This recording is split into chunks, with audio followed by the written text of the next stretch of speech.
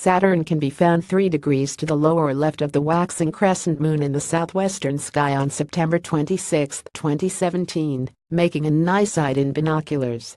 This sky map shows where Saturn and the moon will appear at 8:30 p.m. local time in mid-northern latitudes.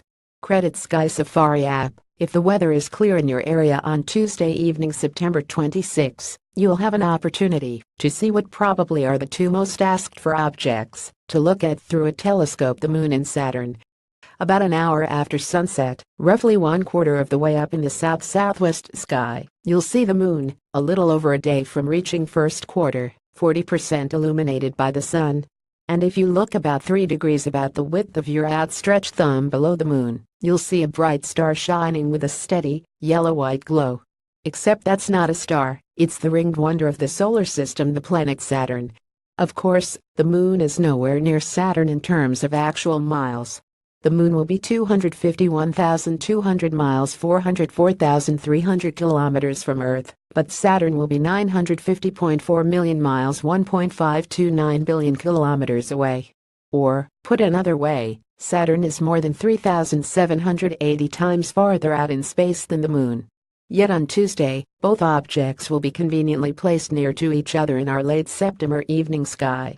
The moon's placement in the sky relative to Saturn makes it quite easy for neophytes to identify this wondrous world. Night sky visible planets, moon phases events, September 2017. The moon itself is a wonderful object to look at through binoculars or a telescope. Check the region right along the day-night line called the Terminator on Tuesday, and you will see a region strewn with craters, especially to the south, some partially in shadow and all standing out in sharp relief on the lunar surface. Up near the top of the moon, immediately adjacent to the Terminator, and in full sunlight, are two prominent craters you can't miss. The smaller and lower of the two is Eudoxus, 41 miles 67 kilometers wide and 2.1 miles 3.4 kilometers deep. The other is Aristoteles, 54 miles 87 kilometers in diameter, and 2 miles 3.3 kilometers deep. Both are notable for their unusually massive walls.